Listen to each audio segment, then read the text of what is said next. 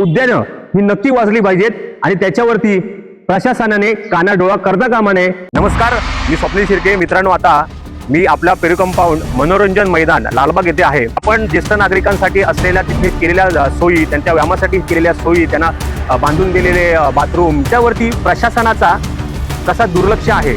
वारंवार प्रशासनाला सांगून पण प्रशासन त्याच्यावरती लक्ष देत नाहीये।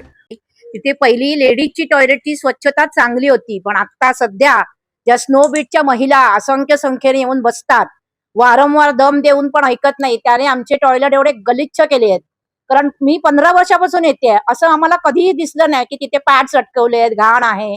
पण आता त्यांनी एवढं अस्वच्छता केली आहे, त्यांच्या बॉसशी वारंवार बोलून सुद्धा त्यांनी ह्याच्याबद्दल दखल घेतली नाही। बाथरूम आणि आजूबाजूची जी घाण आहे ती घाण करण्याला हे लोक कॉन्ट्रॅक्टर कांती पटेल हा त्याला 2-2 महिने 3-3 महिने पेमेंटच करत नाहीये। आम्ही त्याच्याशी भांडत असतो, तो माणूस पण निघून जातो, त्याच्यामुळे एवढी दुर्गंधी पसरलेली आहे। तर हा ट्रॅक दाखवा तुम्ही, ह्या ट्रॅकची परिस्थिती बघा। गेल्या 12 वर्षापूर्वी हे काम झालेलं। ही सरकारी व्यक्ती या ग्राउंडवर आलाच नाही। या ट्रॅकची काय हालत आहे, इथे सिनियर सिटीजन कसे चालतात की ह्या ट्रॅकला आम्ही जीवाच्या पलीकडे जपतो।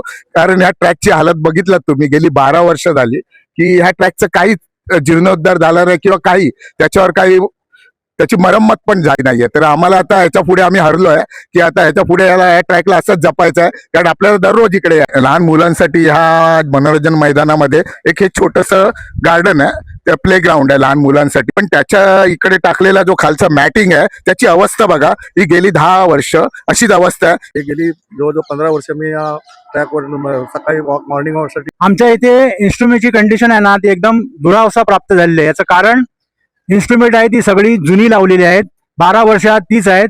ते ज्येष्ठ नागरिक त्याच याच्यावरती सगळं ते स्वतःचे व्यायाम करतात। त्या व्यायामामुळे कदाचित त्यांच्या शरीरावर पण मोठा इफेक्ट होऊ शकतो, कारण साधनांची लेवल नाहीये, काढलेली साधनं परत लावली जात नाही। पाहिजे हे 10 दिवस पण टिकत नाही। आमच्याकडे 2 सायकल आहेत, त्याच्या बाजूला किती इन्स्ट्रुमेंट होतं ते काढलं, ते पण परत लावलं गेलं नाही।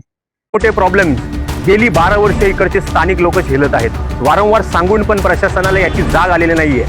मी स्थानिक लोकप्रतिनिधी तसेच महानगरपालिका यांना विनंती करतो, कृपया करून मुंबईमध्ये असे काहीशी जी या ज्येष्ठ नागरिकांनी स्वतःच्या हक्काने वाचवलेली, त्यांच्या स्वतःच्या खर्चाने वाचवलेली ती उद्यानं ही नक्की वाचली पाहिजेत आणि त्याच्यावरती प्रशासनाने कानाडोळा करता कामा नये, ही आमची ठामपणे मागणी आहे। धन्यवाद।